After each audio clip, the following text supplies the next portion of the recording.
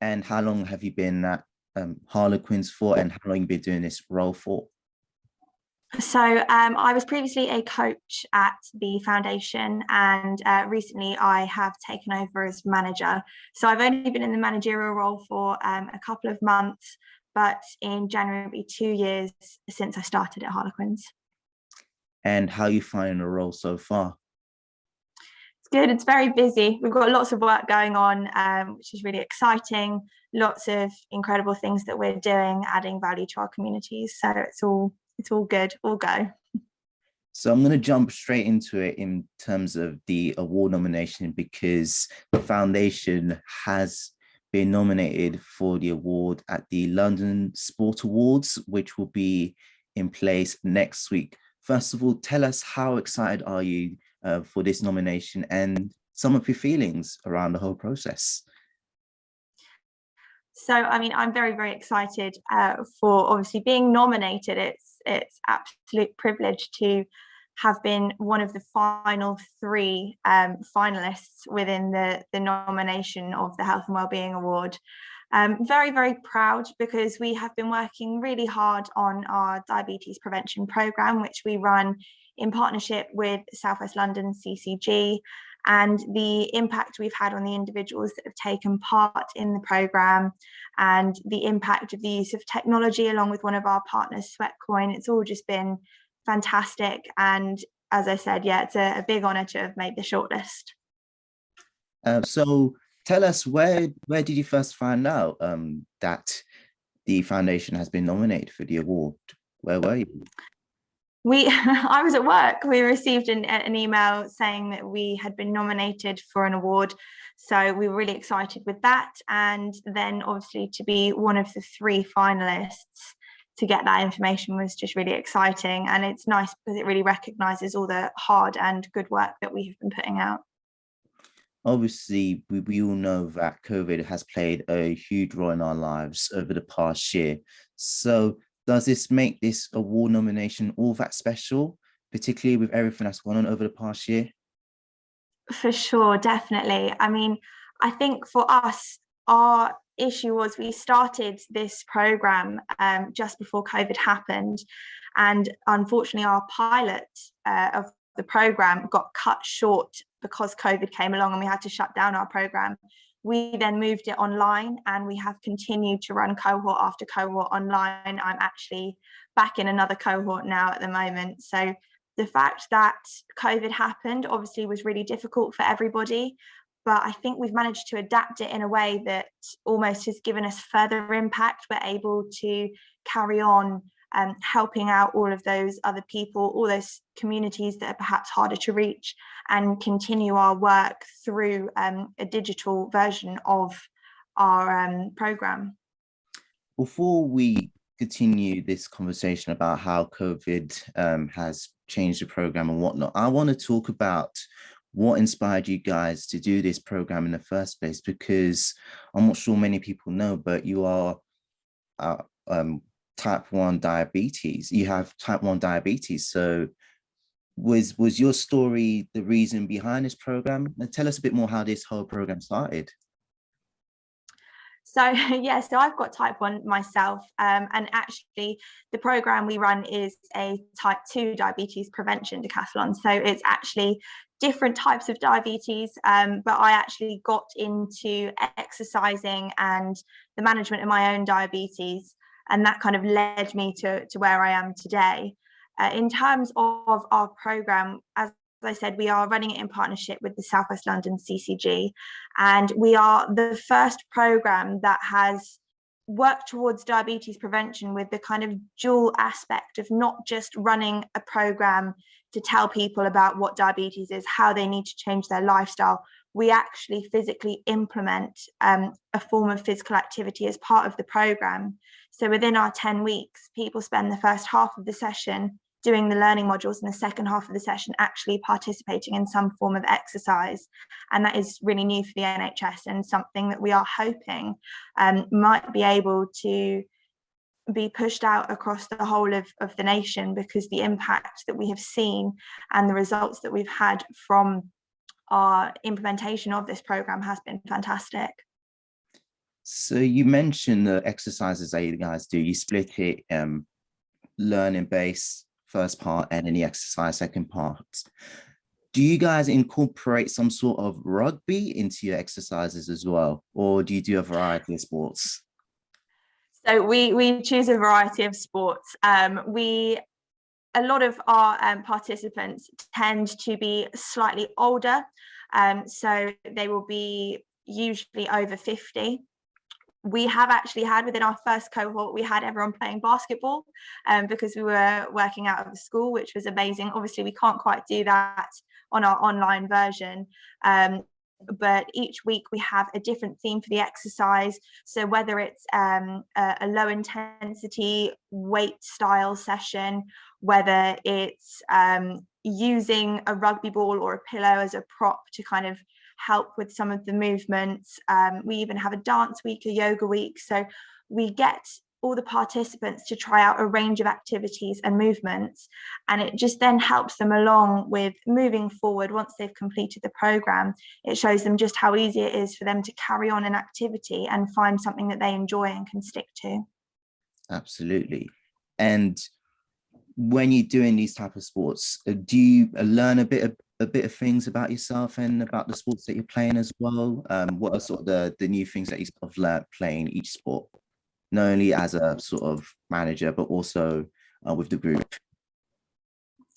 I mean, I definitely think that the first cohort, when we originally started the program, for myself going into it, I wasn't sure the ability of everybody. You know, we had to do something that would fit a wide range of people who have had, you know, health issues, or whether they've got mobility issues. We needed to make sure that the exercise and the activity part was inclusive. Everyone could participate.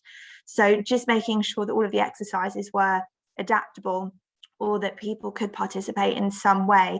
That was definitely a bit of a learning curve for me. I remember going in on week one and I had yoga mats all set out, and I said, okay, everybody sit down onto the floor. And they all laughed at me and said, if you think we're sitting down onto the floor, you've got another thing coming. And then by week 6 was our yoga week, everyone was on the floor.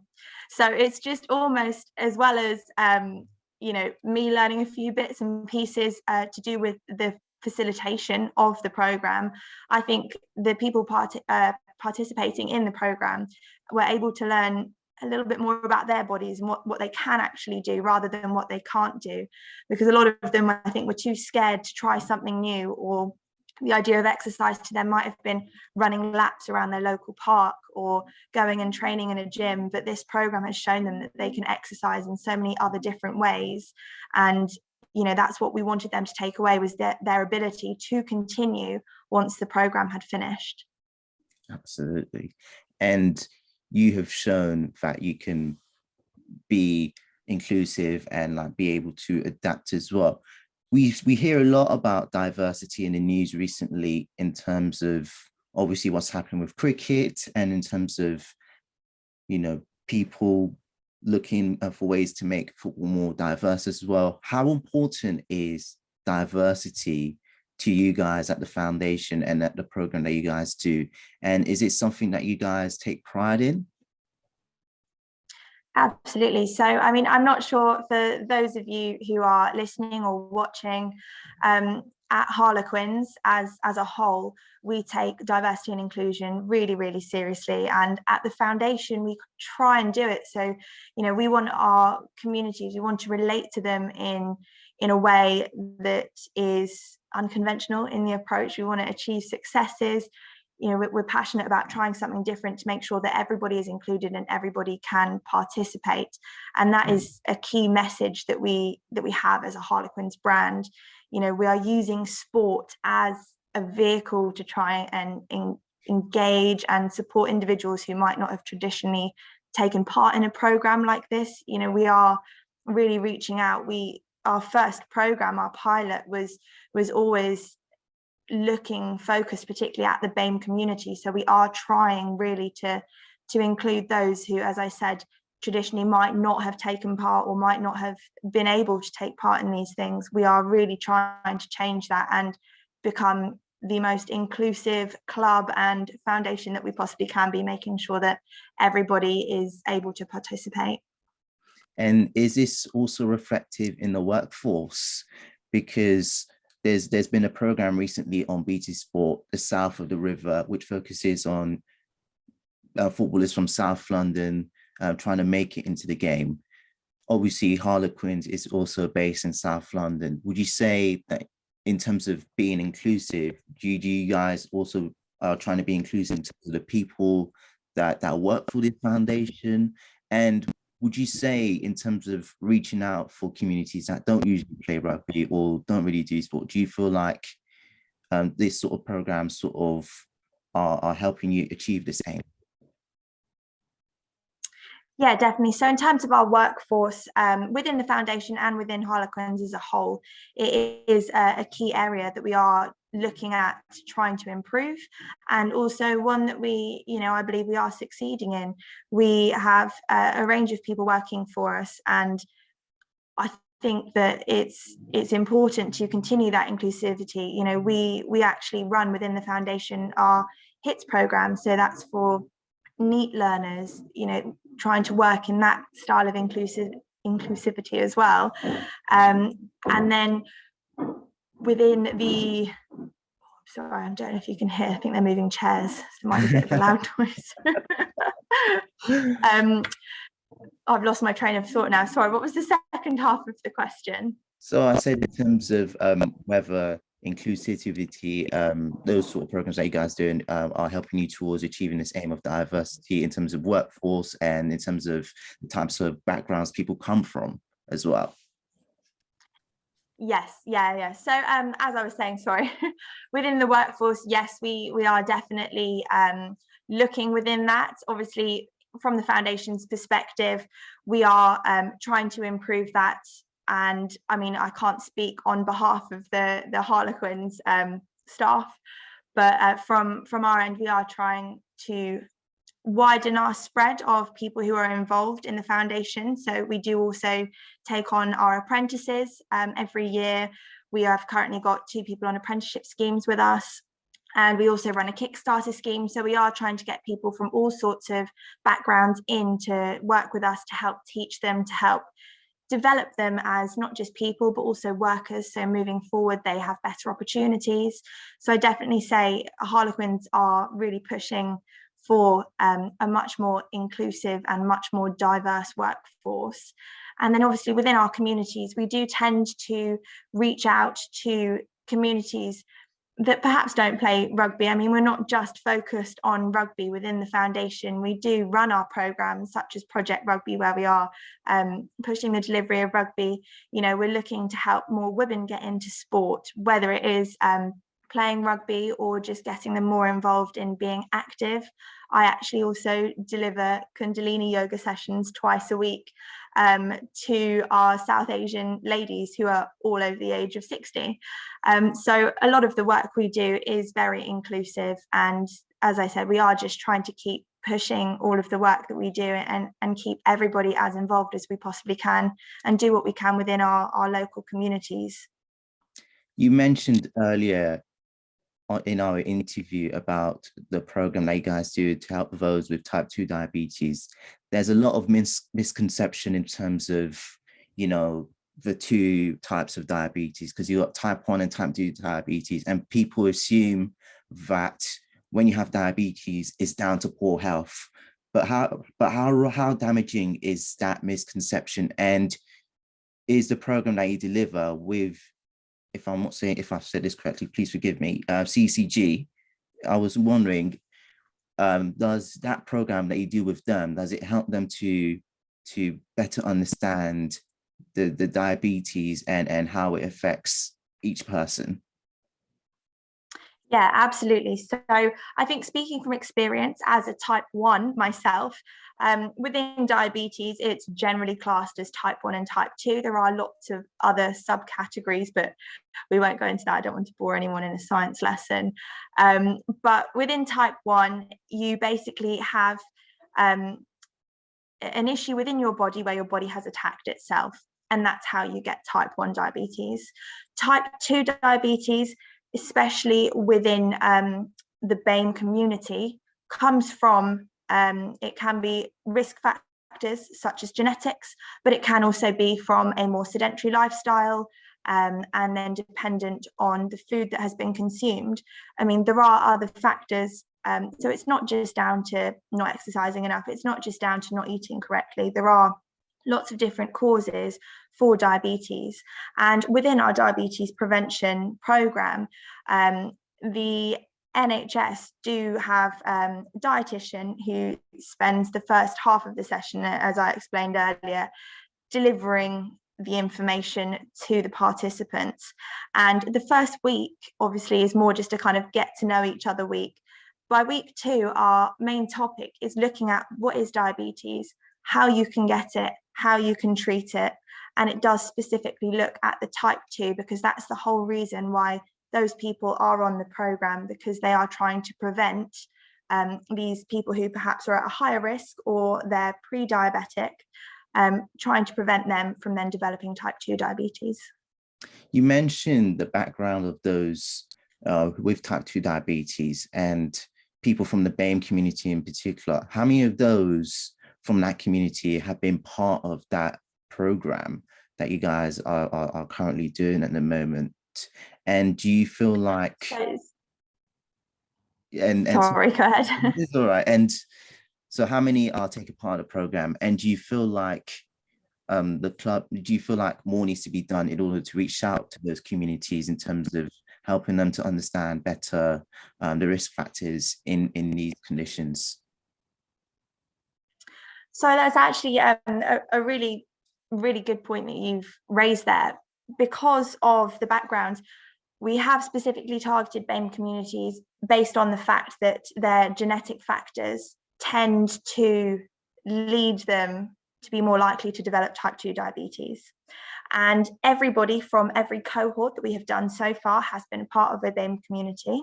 We have specifically targeted those people to help them and to try and address this problem, because it is something that type 2 diabetes is something that the NHS struggles with hugely. It's costing an excessive amount every year.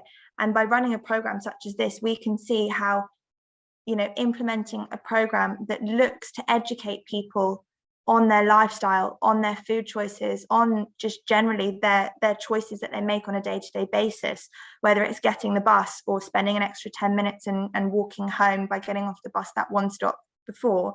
You know, all these small things that they can do can help reduce that risk.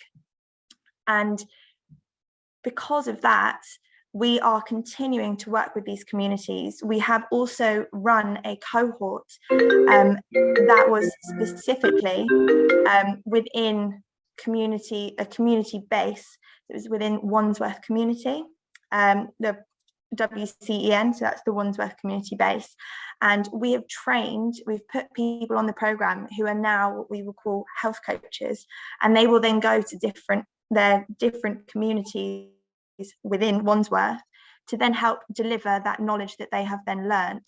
And by doing that, we're empowering people to then take that information, teach it to other people, and that then empowers other people to start making those choices. So it's very, very much that we are targeting communities that are at higher risk, and we are wanting them to take the information that they have learned and to make those positive changes within their lifestyle. That's a very good point. And apologies about the phone sort of going off. I had to nip that in the bud really quickly. But you mentioned a good point about targeting the BAME community in particular. And obviously you touched on a really good point. In the city of London in particular, you see a lot of chicken and chip shops, and you see a lot of shops where they are, selling, unhealthy food. Do you feel like those sort of are distractions in why people tend to eat those things and put them at risk of getting these sort of conditions? And I also want to talk about the barriers in sport as well. You mentioned the barriers in sport in terms of women. How hard is your organization and the program that you're doing in order to tackle barriers in sport in particular? Okay, so I'll probably split that one into two. So starting with the kind of food and lifestyle choices, obviously I'm not saying that you can't enjoy your chicken and chips every now and then. It is, as you say, there are so many barriers to health, to improving your lifestyle, whether it's people working twice as hard. Since COVID, it's made things a lot more difficult for many people. People maybe don't have the time to do a healthy shop. People maybe don't feel like they've got the time to exercise, or maybe they get home from work and they're really tired. And these are all potential barriers, but there are ways that people can improve their lifestyle, improve their choices. And I think it does come down to the individual. If you do really want to do something about it, you're looking at your health, and you can't buy your health. You can only do what you choose to do with it. So I think if you're not willing to kind of put in an extra 5 minutes to just make a meal, it doesn't have to be expensive, it doesn't have to be fancy, but these are all things that you learn and we talk about within the diabetes prevention program. It's looking at barriers to change, what you can do going forward, what perhaps your main barrier is. So a lot of that is dealt within the program, and I think that definitely helps individuals to then carry on once that 10 weeks is over, to continue to make those choices. And then with regards to the second half of your question about getting more women into sport, I mean, I don't like to brag, but I don't know if you're aware, Harlequins were double champions last season. So our women are at the forefront, really. Our Harlequins women, they are absolutely incredible, our athletes. And as a club pushing that, I think we are just doing fantastically well. We've got girls in the England squad from our team. I think Harlequins are doing a really great job at pushing the fact that, women can play sport, and they can play sport really, really well. We try and, as I said, get girls to play within rugby. We run a program called Switch, which is basically encouraging more girls to play rugby, getting them into their local rugby clubs. Within that, we are also piloting a mental health and rugby kind of blended program.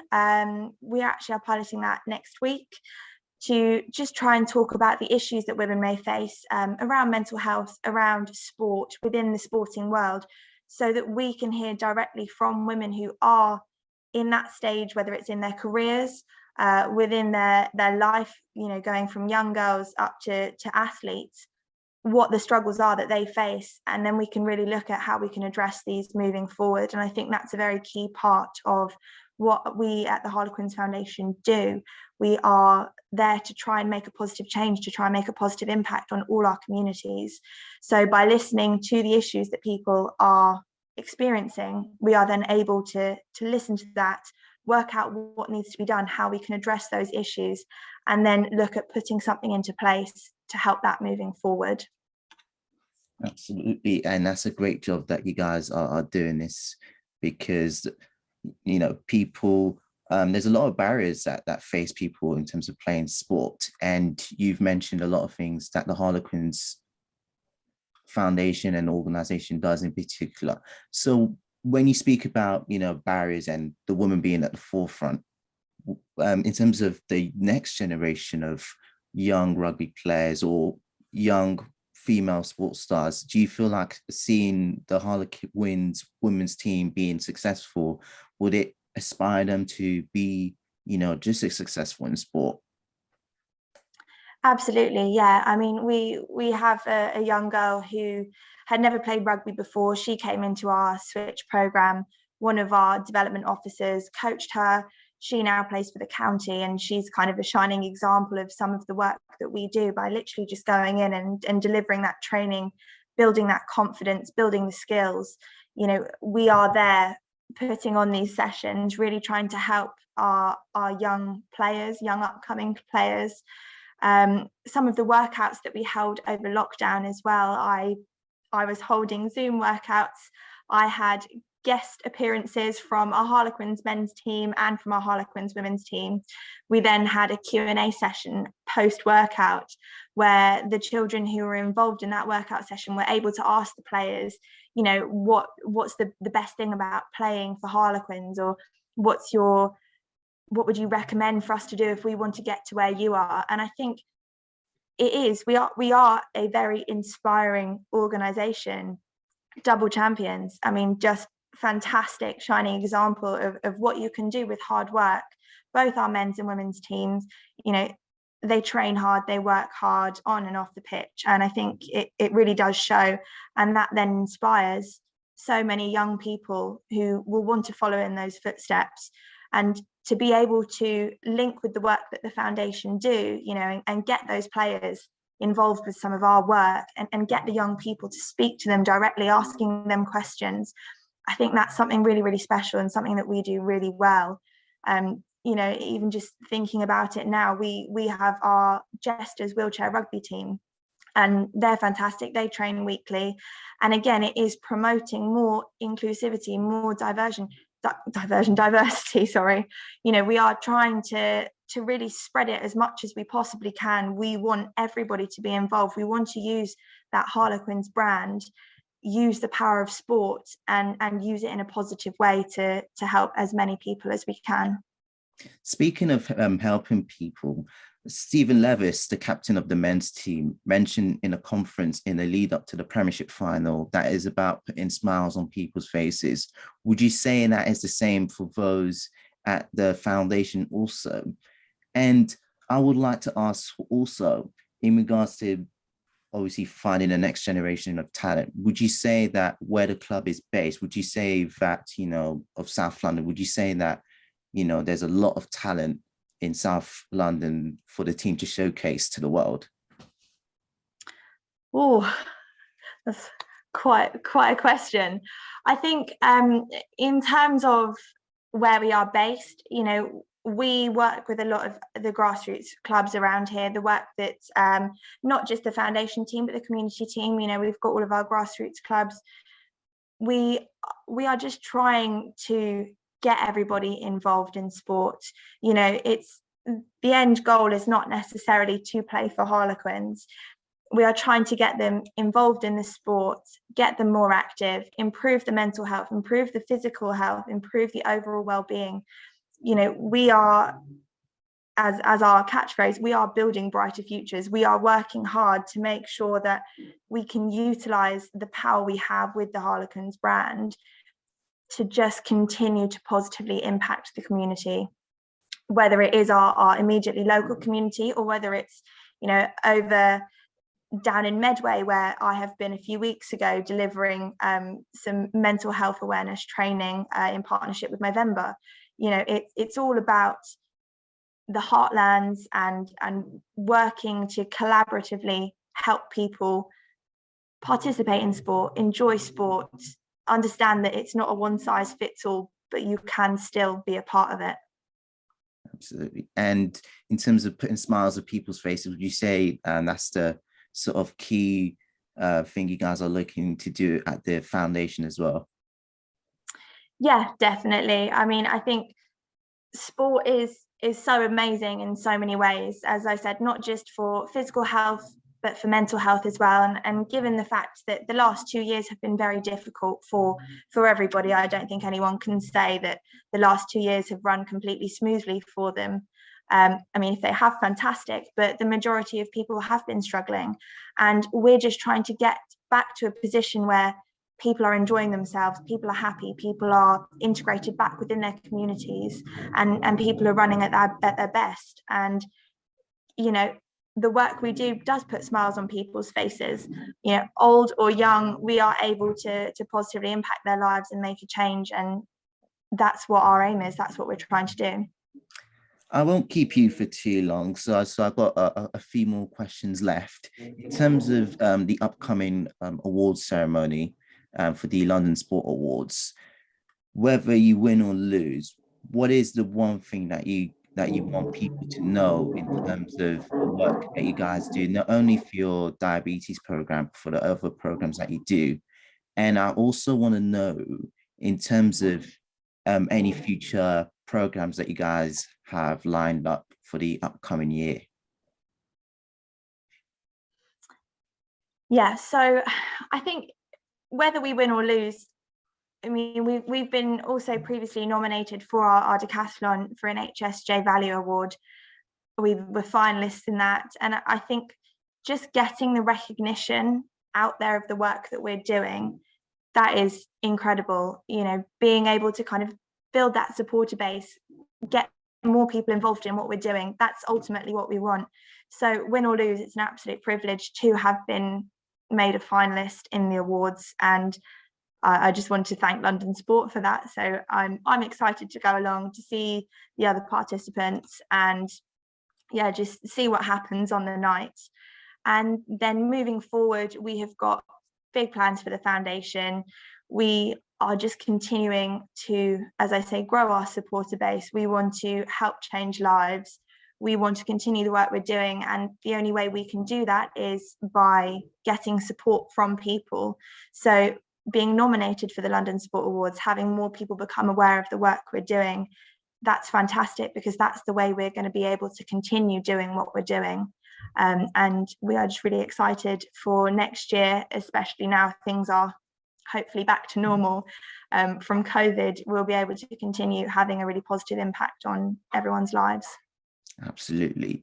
And in terms of where people can get involved, because I'm sure there's many people that want to get involved in terms of the many programs that you mentioned, obviously in our interviews. So where is the best place for people to get involved in the programs that you guys deliver? And for those who are looking to possibly even volunteer at your foundation, where can people go?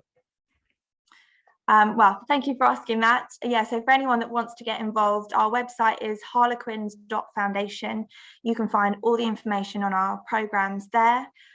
We have contact information on our website. We also have Twitter, which is @Quins Foundation. Instagram is Harlequins Foundation. So definitely contact us. We're also on Facebook. Drop us an email as well, and we'll be able to get back to you. But if anyone's looking to volunteer or anyone wants a bit more information about the programs, definitely head to the website and you'll be able to get all your answers there. And being a well-being officer, what would you say is your this is the last question. What would you say is your long-term aim as well-being officer at the foundation? If you was to look at it within the next year, what would you like to achieve? I have got very, very high hopes for what I'd like to achieve. I've got loads of programs in the pipeline that I would love to be able to put on, be able to help within the community. I can only apologise, we've got more chairs moving around outside, so I'm really sorry if you can hear that. But yeah, in a year's time, I would have loved to have developed maybe 2 or 3 more programs, maybe got some more people in, being able to help, being able to work with us, continuing to receive funding to enable us to continue the work that we do. You know, we partner with so many fantastic organizations, with the Met Police, as I said, with the NHS, of course, with the decathlon. We want to continue doing this, and the only way we can do it is from funding from people. So if that all happens within the next year, I have got 3 programs that I would love to get up and running, and I'd love to continue these programs that we're already running and grow them. My personal goal is to take all of our work national. So it's a really big goal, and we'll just have to wait and see what happens.